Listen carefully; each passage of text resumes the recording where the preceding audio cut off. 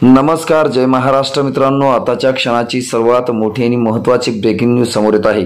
केंद्रात मंत्रिपद घेतले नाही, आता विधानसभेसाठी 80 जागावर अजित पवार गटाचा दावा। काय आहे सविस्तर अपडेट मित्रांनो, जाणून घेऊया।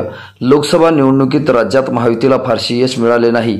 महायुतीमधील राष्ट्रवादी काँग्रेस पक्षाला केवळ एकाच जागेवर विजय मिळाला। त्यानंतर राष्ट्रवादी काँग्रेसला केंद्रात कॅबिनेट मंत्रिपद हवे होते, परंतु भाजप सृष्टीकडून त्यांना राज्यमंत्रीपद दिले जात होते। त्यामुळे राष्ट्रवादी काँग्रेसने एनडीए सरकारमध्ये मंत्रिपद घेतले नाही। आता राष्ट्रवादी काँग्रेसने विधानसभा निवडणुकीची तयारी सुरू केली आहे।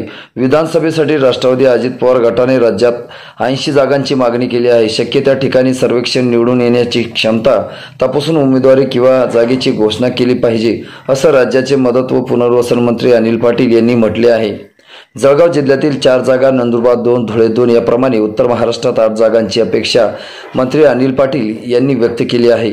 लोकसभेत राज्यातील विजयाच भाजप शिवसेना यांच्या बरोबरीने राष्ट्रवादी आणि अजित पवार गटाचाही सिंहाचा वाटा आहे। त्यामुळे विधानसभेत राष्ट्रवादी अजित पवार गट 80 जागा लढवण्यासाठी इच्छुक आहे। यामध्ये जळगाव जिल्ह्यातील 4 जागांचा समावेश आहे।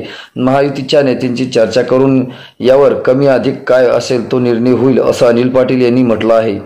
लोकसभेनंतर येणाऱ्या विधानसभा निवडणुकीत काय भूमिका राहील या प्रश्नावर बोलताना अनिल पाटील म्हणाले, मी महायुतीमध्ये असताना किंवा नसताना हा विचार करण्याची आवश्यकता नाही। जे निकष आहेत ते ठरले आहेत। त्यानुसार छगन भुजबळांनी 90 जागांची मागणी मागच्या वेळात केली होती, तरी किमान 80 जागा राष्ट्रवादी लढविण्यात पाहिजेत अशी आमची मागणी आहे, असं देखील ते म्हणाले आहे। मित्रांनो, तुम्हाला काय वाटतं? तुमची प्रतिक्रिया आम्हाला नक्की कळवा। भेटूया पुढच्या व्हिडिओमध्ये। तुर्तास धन्यवाद।